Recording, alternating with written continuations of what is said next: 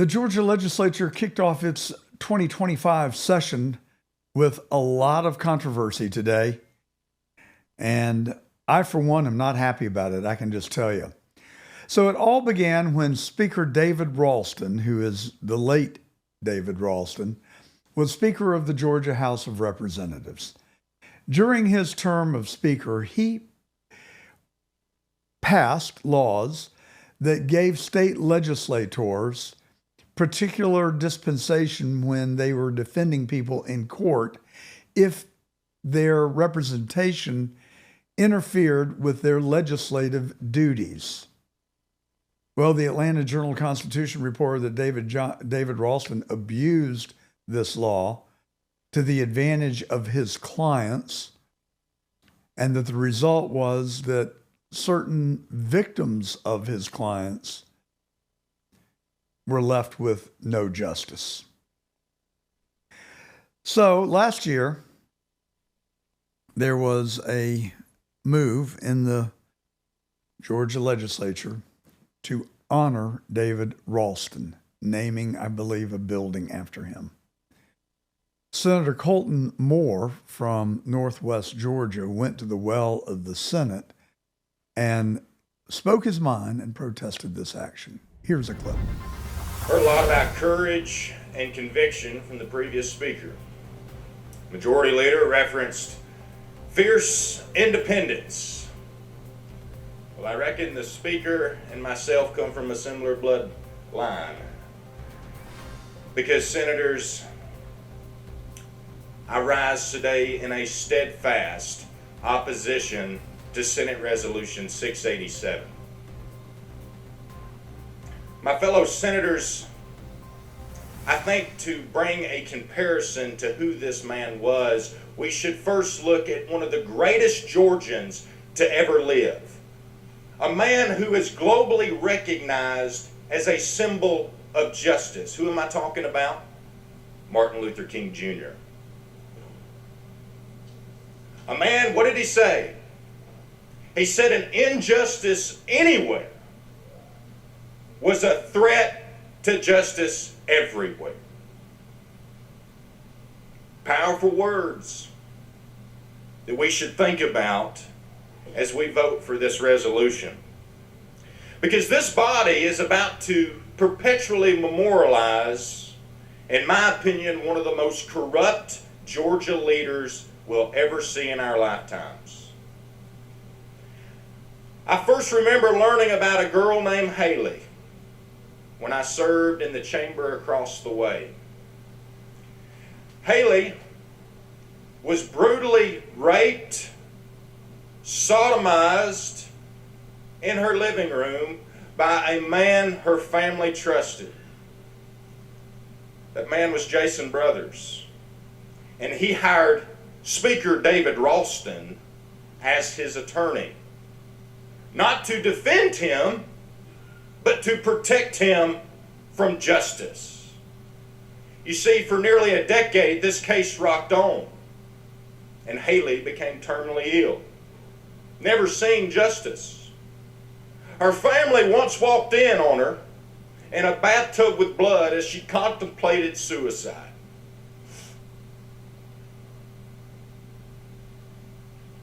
And you probably say, Senator, well, that's just one case. Where can you go with that?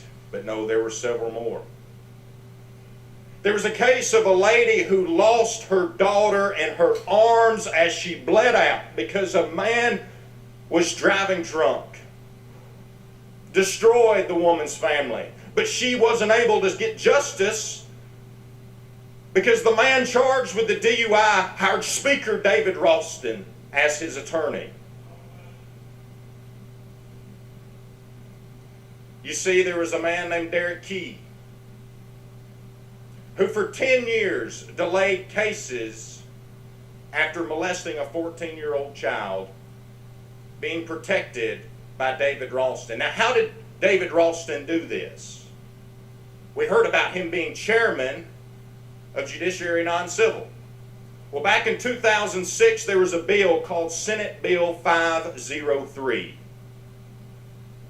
The man created the legislative leave and then profited off of it. making hundreds of thousands of dollars protecting people from justice. You see, the truth is hard to hear. Senator, Mr. President. we got decorum, rules here in this chamber. I think you've made your point, sir. So if you could just go ahead and wrap up, we'd be appreciative.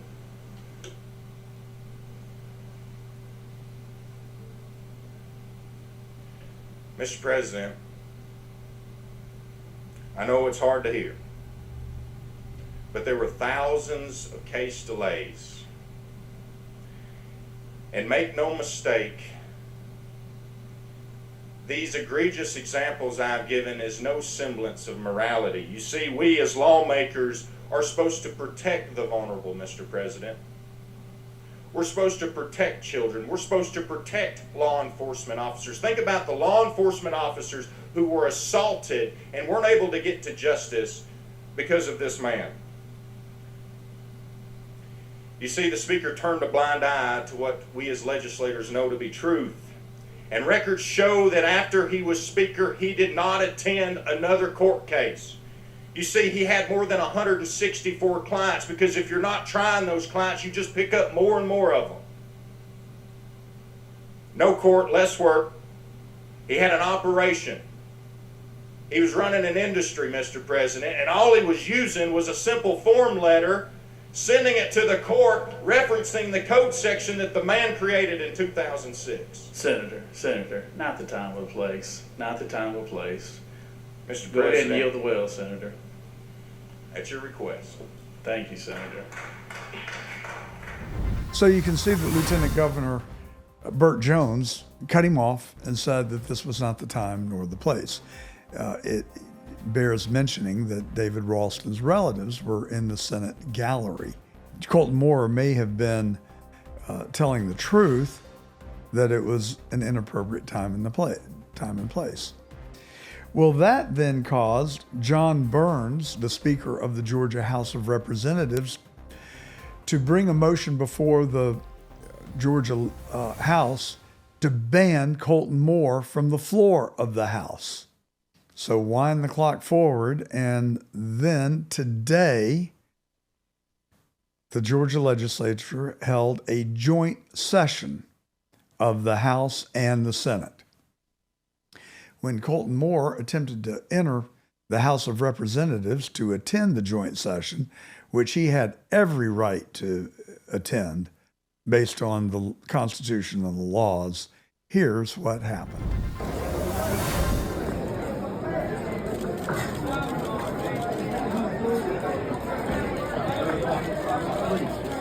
You don't have to be in the way. You're breaking the law too.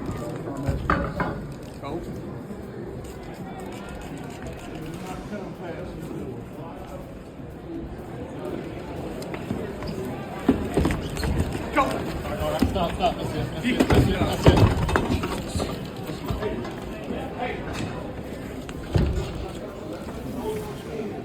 Come on, it's gone too far. It has gone too far. I have an obligation to be in that room. I represent 200,000 people in Northwest Georgia who duly elected me to be here today. And you're hindering that. Unconstitutional. Go ahead. You have no respect for the Constitution. I need you to step away. Complete disrespect to the Constitution. I need you to step away from the door now. Okay. The doorkeeper said you were not allowed in. Sir, the doorkeeper has no authority. Sir, As a senator of the joint session, I have more authority than this doorkeeper of the House. Let me in. doorkeeper now. Okay.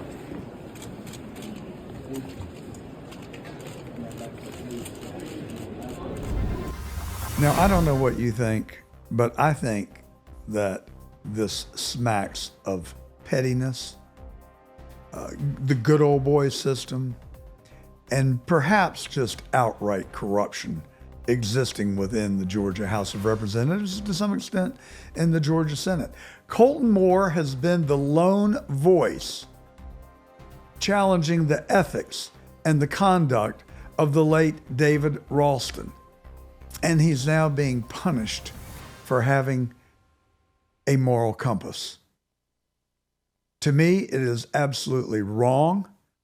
I think that John Burns has lost the moral authority to lead, siding instead with his friend, departed friend, and colleague who abused his authority, who took advantage of the laws that he was responsible for passing for the benefit of his clients and to the detriment of their victims. I'm sorry, folks. I never met David Ralston. I know very little about him. I know that he has got a legion of support within the Georgia legislature. That sways me not at all. It appears as if he abused his authority. Colton Moore has every right as an elected representative of the people of Northwest Georgia, 200,000 people who he represents, to go to the well of the Senate and speak his mind on a resolution that is being debated. And damn John Burns, who in the hell does he think he is? What right does he have to ban a duly elected representative from the floor of his chamber in a joint session of the legislature? I think, Mr. Burns, it is time for you to go. So does David Cross, the first vice president of the Georgia Republican Party.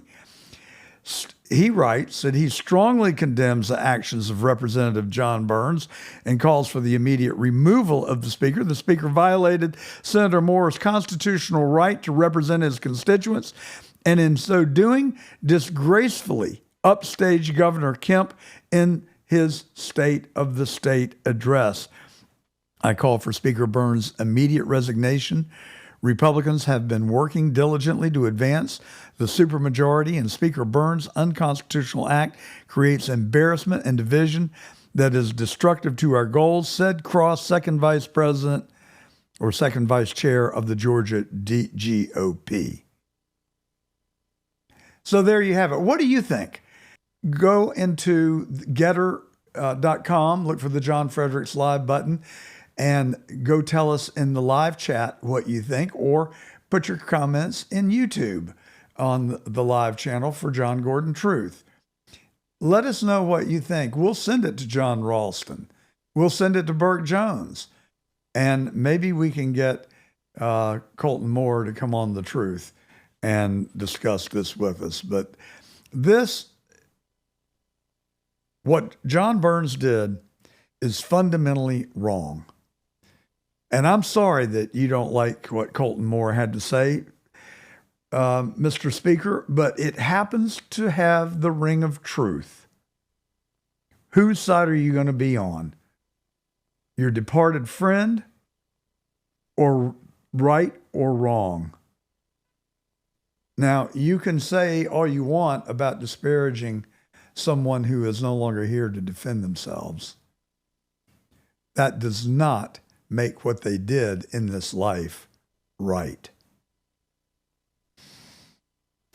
So I, too, am calling for John Burns' resignation. And if he doesn't resign, the legislature should censor him. And Colton Moore, if you're listening, file an action for assault against the Sergeant of Arms of the State House of Representatives. He committed battery upon you. He also abused his authority, and he should be given his exit papers. And that's the way I feel about it. And I'm telling you the truth.